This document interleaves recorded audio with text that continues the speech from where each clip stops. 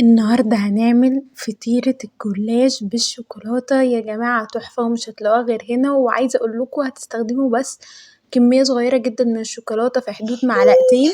بجد فطيرة تحفة تحفة تحفة بالجلاش وطعمها طلع خطير خطير خطير وكله داب فيه. اول حاجة حلة على النار وهنزل عليها بكوبايتين من المية وكوباية ونص من السكر زي ما احنا شايفين كده. وبعد ما نزلنا بالكوباية ونص من السكر هنبتدي بقى ان احنا نقلب فيه كده شوية، يعني ما نقلبش كتير برضو، شوية صغيرة جدا. وبعدين نسيب الشربات مع نفسه لغاية ما ياخد غلوتين كده بالظبط، واطفي عليه واسيبه يبرد وهيطلع معايا باللون الجميل ده. ولازم يكون شربات الجلاش بارد، شايفين لونه طالع معايا عامل ازاي؟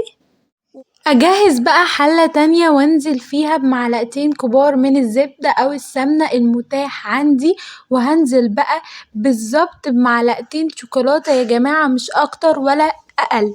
معلقتين شوكولاتة كده بالحجم اللي انتوا شايفينه ده. وانا بعد ما نزلت كده ابتدي بقى ان انا ادوب الشوكولاتة في الزبدة او السمنة اللي متوفر عندنا.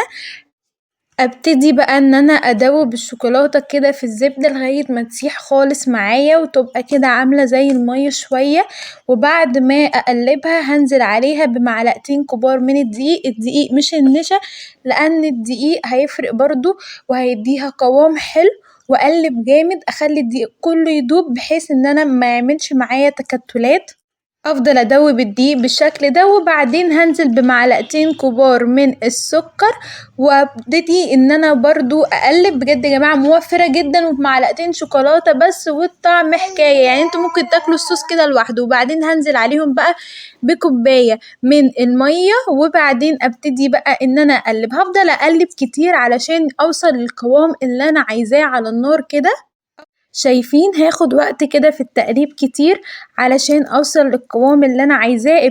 ابتدى اهو يدي لون بني حلو وابتدى يتقل معايا ويدي قوام الشوكولاتة الكريمي اللي انا عايزاه. انا لا عايزاها تقيلة قوي ولا عايزاها خفيفة قوي. شايفين القوام ابتدى يوصل معايا لايه؟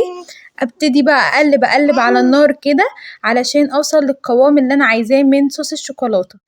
شايفين يا جماعة القوام بقى تحفة وجميل ويتاكل اكل كده لوحده بجد. هجيب بقى طبق فيه سمنة سايحة ومعايا الصينية بتاعتي، وابتدي بقى ان انا ادهنها كلها، ادهنها من الظهر وادهنها من الجناب كده.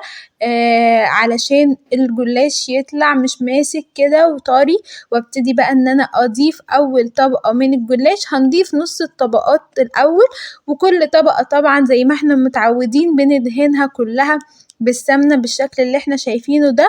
هنفضل نعمل كده مع نص طبقات الجلاش، نضيف طبقة وبعدين نحط عليها السمنة، ندهنها بالسمنة كده بالشكل ده.